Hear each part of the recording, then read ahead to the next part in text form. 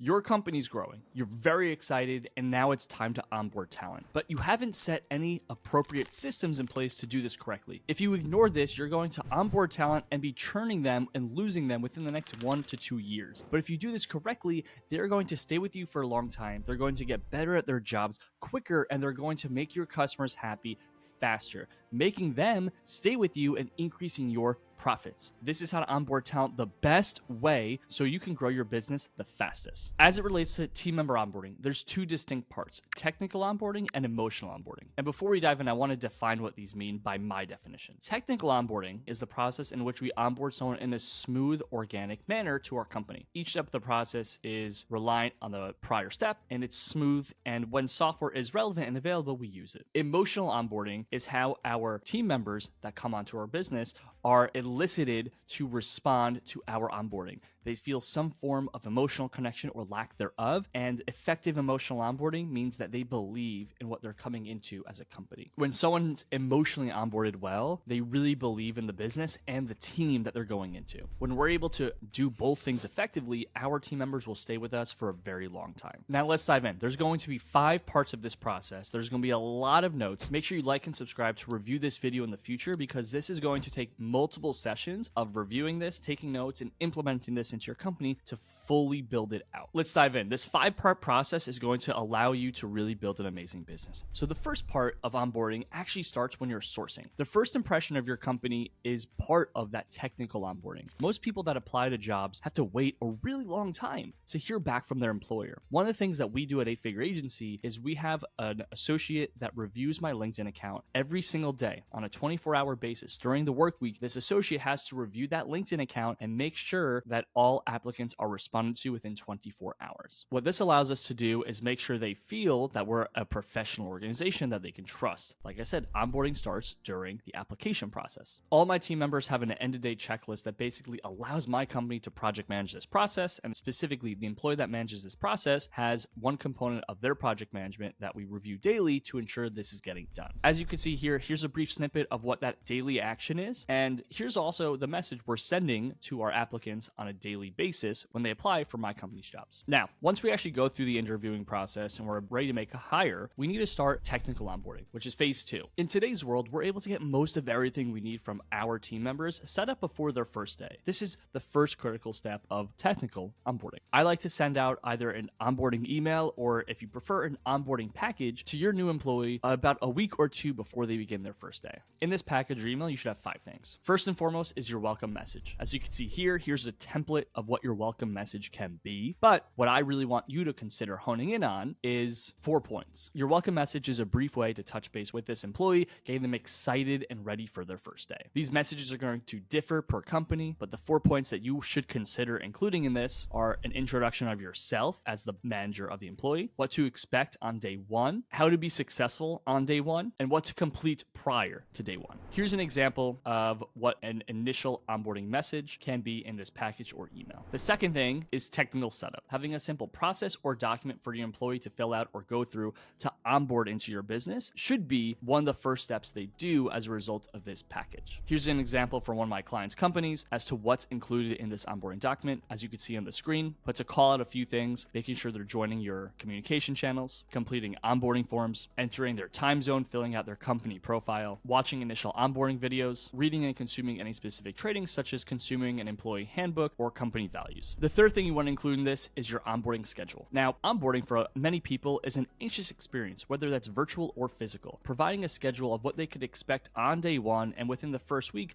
alleviates a lot of that tension and a lot of that stress. Remember, with effective technical onboarding, we're going to bring in that person and they're going to begin to trust us on a deep level. This schedule can really enable that to happen. Here's an example of a new hire orientation document. Now, this document is something that I really love because it breaks down what the employee can expect every single hour of the first day, and it actually even goes up to 2 weeks for the employee. Now, the employee, when they consume this, are going to feel a lot more confident, a lot more stress-free, knowing where to go and where to be, whether that's virtually or physically, depending on your company, on day 1. Building this for your business is going to be an easy way to make sure everyone is on the same page, especially your managers managing your employees. Number 4 is swag. Now, swag's not required, but I think it's an easy way to start to build some emotional buy-in from your team members, give them a sense of pride and excitement excitement, there's two options for this. If we're sending an email prior to onboarding, we could send them a form to fill out so we can know their sizes. So on day one, if they're coming into a company, they can receive t-shirts and swag, or we could send them swag that's non-clothes related, such as this picture you could see. This is from Hampton. Hampton is an entrepreneurial community, and they sent me a pen, a mug, a notebook, everything that is not clothing related obviously does not need sizes. So these are things you could send to your employee prior to day one. And when it comes to shirt sizes, you can get those on day one. But if you want to elicit that excitement, swag is always a great option. As it relates to finding swag for your company, I included a link in the comments below as to a company that you can custom order shirts and swag for your business. And the fifth and final part of this technical onboarding email or onboarding message is one-on-one prep. Now, the one-on-one meeting, as you're going to see later in this video, is going to be one of the most important things that your employee is going to go through on the first day. So we want to have that meeting prepared for. We want you to have a lot of information, or your manager to have a lot of information about this employee to maximize that conversation, to maximize that first meeting. A few questions we're going to want them to be asked in this document. What should I know about you? Why did you take this job? What are your short and long-term personal goals? What are your short and long-term professional goals? What are your short and long-term income goals? And then please complete this assessment. The assessment link I'm going to include below, but the assessment is going to be the 5 love language assessment, commonly used for relationships and intimate relationships. I found that they're one of the best ways to manage and engage with your employees. Each one of us has a specific way that we primarily want to be appreciated. The 5 love languages teaches us as a management team, as a leadership team, how we should be managing employees. The 5 love languages are words of affirmation, physical touch, acts of service, quality time, and gifts. Each one of these love languages just means a different way that you should appreciate your employee. Acts of service means you should be doing things on behalf of your employee. Gifts means you should be literally be giving them gifts. If your management team knows how to manage people through this, people are going to feel appreciated, which we're going to come back to later. Part 3 is new hire orientation. If you're onboarding an employee virtually, you're going to want to start the day off with a new hire orientation meeting. In that meeting, you want to emotionally elicit a strong response from your employee. Here are 3 different things I want you to consider to include to start off with success. So first, you can always start off with an icebreaker. Icebreakers are an easy way to make people feel less anxious or feel welcome. You can bring people into that meeting to introduce themselves as part of this icebreaker so they can feel part of the team and know who to talk to or know who to go to after onboarding is done. And having a warm, authentic welcome from your CEO is always a plus because you want them to feel bought in. In the comments below, I have an example from TrueCar. I thought this was an amazing example of what a good CEO onboarding video looks like to really show and demonstrate what a company represents. Now, once you get past the warm welcome, you're going to actually have your new hire orientation meeting. For all companies, this first meeting is same thing, really important to make sure your employee is primed and excited for the day to come. Here are a few things that you want to include in this part of your onboarding. First and foremost, kicking off with mission, vision, and purpose is an easy way to elicit that emotional buy-in from your employee. As humans, if we go into a business, the first thing that we consume in that meeting is a video about the vision and mission from the company, and we resonate with that mission and vision, we're going to be more bought in to the company. If you look in the comments below, you'll be able to see an example of my own mission and vision video where I basically explain what we're all about at ADEF. If you include these, like I said, your people are going to be bought in if they align, which is critical for sustained retention. It's important to note that these don't have to be epic productions. Based on where your company is at, just having a Loom video, which is what I currently have, is good enough because there are so many things to do in your business. If you're spending a lot of time making an epic production, that means you're taking away time from really doing other things that are going to grow your business today. The second thing that I would recommend you have in your new hire onboarding is why we do and why it matters. Outside of the mission and vision of your company, explaining what your actual service is,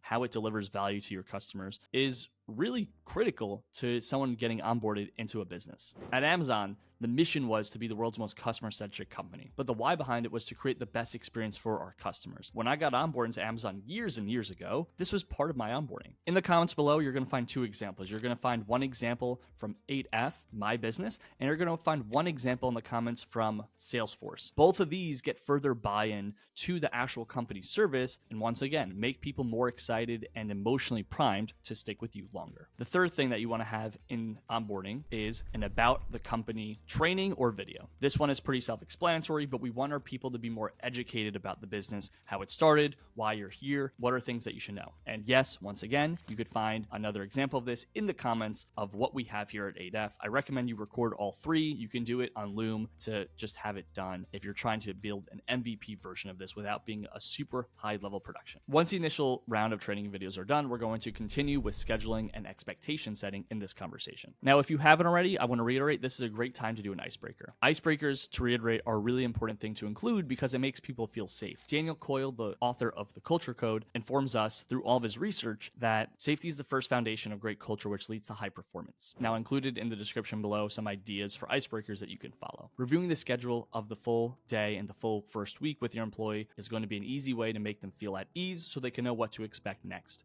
If you're physically onboarding someone into a company site, giving them a tour of the facilities and introducing their team members is a great thing to do next so they can know what to expect and where to go. Once you do all these things, you can end your new hire onboarding meeting and you could go to the next step, which will be the initial one-on-one. Now, if you're physically with a person or you're virtual with them, the initial one-on-one will be a little bit nuanced. The first one-on-one can be in the middle of the day or at the start of the day if you're physically there, or if you're virtually onboarding someone, that first one-on-one will probably be right after the NHO meeting. So the NHO meeting will probably be you or an HR assistant onboarding this person, and then they'll go straight into their first meeting with their manager. Now, the initial one-on-one, like I said before, is pivotal. This is the first experience they have with their manager. People stay at companies because of their direct manager. So setting up a process to make sure this person has an exceptional one-on-one and exceptional buy-in to the company is really pivotal to make sure this person stays with your business for a very long time. I'm going to break down the 7 things that you want to include in your first one-on-one that should be scheduled out for about an hour to make sure you're highly successful. Now, the first one is obvious, but you want to get into rapport by doing introductions. If you or your team members do not know how to intentionally build rapport, in the comments and in the description below, I have a video from Tony Robbins on how you can match and mirror to build rapport. This should take about 5 to 10 minutes. Once you have general introductions, you want to have the manager set the intention for the meeting. This should take about 1 minute in total. I learned this from Oprah and I use this for all meetings, but setting an intention for the meeting really anchors a meeting in intentionality and clarity on where the meeting is going to go. Having the manager state what the purpose of the meeting is and then the actual schedule of what they're going to cover, once again, just let someone know what they can expect from this meeting with their manager. Once you get past the intention, the third thing is going to be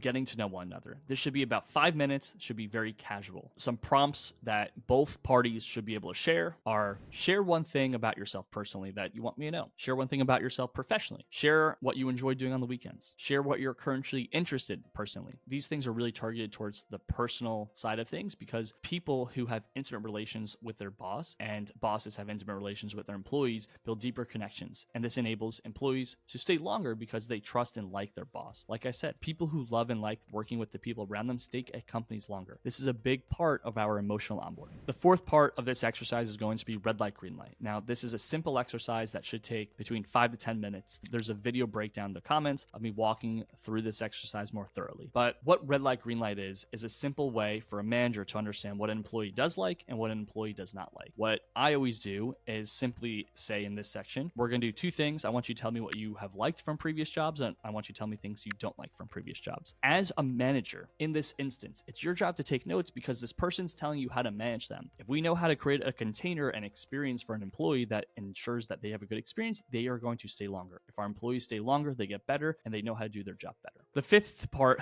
of this meeting is expectations for onboarding, which should take about 5 minutes in total. One of the biggest mistakes I see incorrectly done across most organizations is ineffective expectations. Now, expectations should be very clear. If we do have very clear expectations as part of our technical onboarding, performance usually increases 23 to 32% for employees. We want 30, 60, and 90-day expectations. As you can see here, here's a picture of what 30, 60, and 90-day expectations can look like. As a manager, what you really want to hone in on is these expectations define if the employee is having a successful onboarding and if they're going to be able to be successful in the company. Now, this might feel like a little bit of pressure, but it is. We really need to define what someone needs to do to be able to be successful in our business. Number 6 is reviewing the pre-form answers. Now, this is the most important part of this meeting. This is what I referenced before in the video. This is going to take 10 to 30 minutes. Your employees, before they got into your company, filled out a form where they included their long and short-term goals, their personal and professional and income goals, as well as their love language. In this section, it's your job as a manager to take notes on what this person wants to accomplish short-term and long-term. One of the things, if you are running a business that has a management team, is to train your managers on communicating. In this instance, it's your job as a management team to make sure our people accomplish all of their goals. If our talent is compensated in a way they want to get compensated, if they are able to see a path forward in your company, if they're able to accomplish their personal goals, their professional goals, and they are communicated and expressed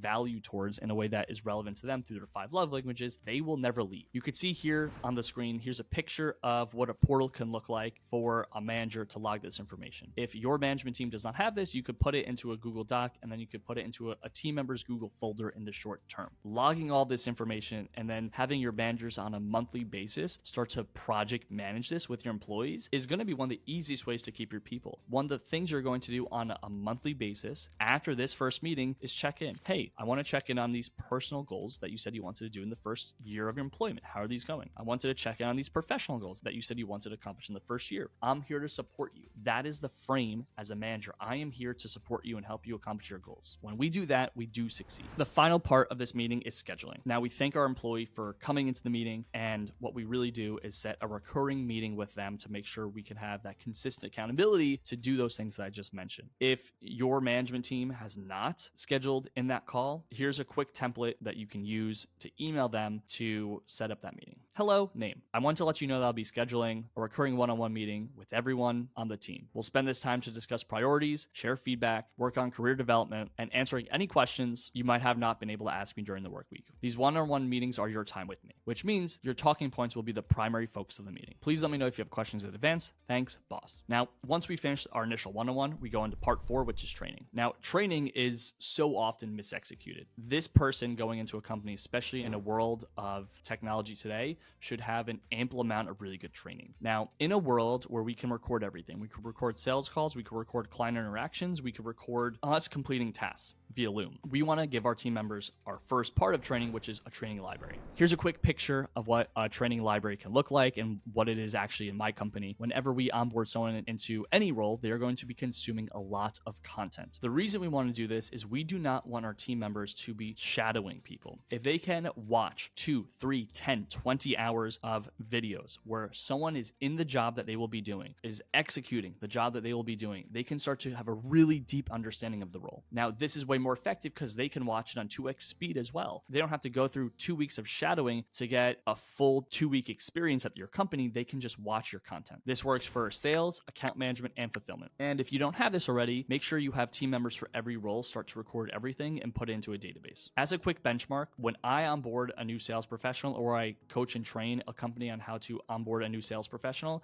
I tell them that your benchmark is for them to have 40 to 50 videos minimum for a new professional to watch. Here's a simple action item that you could follow to start to build this. Number 1 is build a training library, as you saw that I have in Airtable. You can do this in Notion, you can do this really anywhere. Number 2 is have your team members that are A+ record everything they do. Number 3 is log all of your videos in this database. And number 4 is have a transcriber go through and transcribe the parts of those conversations and those things where there are FAQs if it's with a prospect or client. For transcription, what I did for AF Sales is I sent over 50 videos and I asked the person to go through the final 10 minutes of the video and transcribe all of the FAQs that were asked. Here's a brief snippet of what the FAQ document looks like at my company, but not only does my talent, when they come into my company, watch a lot of the on-job function and execution, they're actually going to be able to read and consume separate videos on FAQs that they're going to get in their role and how to reply to them. Once you have this, we move to the second part of training, which is working sessions. Now, one of the biggest things that people miss is actual on-job training where they're sitting down with employees on an ongoing basis. For any function, I would recommend in the first 2 weeks at minimum to be sitting with this person for 1 hour a day at least. Now, you could see here's a picture of my calendar meeting that was a recurring meeting with my sales professional that I onboarded back in October, David. We spent 1 hour together reviewing his calls. He would go on sales calls, he would record them, we would review them. I would introduce different concepts. I would train him on different things. When I onboarded him, we spent an hour a day for the first month minimum where we were going through everything. The deepest way to build knowledge in a company is by actual implementation and feedback. If you do not have these working sessions, you will miss the opportunity for easy implementation and feedback. In these meetings, it's really key to give this feedback in a concise manner where you are providing what I call smart actions, specific, measurable, actionable actionable, relevant, and timely. You want them to be able to focus on inputs as a result of this meeting, and when they go and implement the things they do with you, it's easy. Finally, we get to phase 5, which is wrapping up onboarding. We're going to conduct a formal meeting that really ends the onboarding experience and puts the employee into the normal employee experience. Here's a simple meeting agenda that you could follow to execute this phase. First and foremost is checking in and building rapport again. That could take about up to 5 minutes. From there, you want to go into a progress update. That could take 5 to 10 minutes where your employee is first and foremost going to report out on their experience, on their 30, 60, or 90-day objectives, share what they've executed, what they've missed, and why they've missed it, and some important lessons. After they do that, you want to confirm or get feedback on these sections to let them know if they're on track or they're off track, if they're doing well, or that you have feedback. If there is actions of this part of the experience, you want to assign them in phase 3 of this conversation, which only should take about 5 minutes to 10 minutes of reviewing actions and making sure they have buy-in and understanding. Number 4, remember, this is a one-on-one meeting, so you're going to be checking in on their personal goals. This is where you set the precedent of checking in on personal goals, and you want to be able to pull up those personal goals that you got within the last 1, 2, or 3 months from them and check in. How's it going? What's the update? Is there anything I could help you? Here are some ideas that I have. This should take 5 to 10 minutes because you really want them to believe and know that you care about them. And even if you are a really technical engineering mind person and people aren't your thing, this is a really important process that you do not want to skip. The next step is checking on the employees and asking them how their experience has been for onboarding. This should take about 10 minutes where you're giving them the floor to give feedback. You want them to give feedback on the whole experience, what they learned, what we could have done better as a company, what you should know as a manager, what HR should know. Ask them for honest feedback, take notes, and send this to HR or send this to whoever owns the onboarding experience, because this is what is going to allow us to be better. And the final part is thanking them for their time and wrapping up the meeting. Now, that is how you fully onboard an employee. I know this is long. I know this is extensive. If you watched the video up until this point, make sure you like this video and subscribe to my channel so you could get best-in-class training on how to grow and operate your business and make millions and millions of dollars in the process. Thank you for watching, and if you need help building this in your company, go to the link below where you could schedule a consultation with us. Make sure you're doing at least $15,000 a month, as we're only able to help companies that are doing at minimum $15,000 a month. Thank you.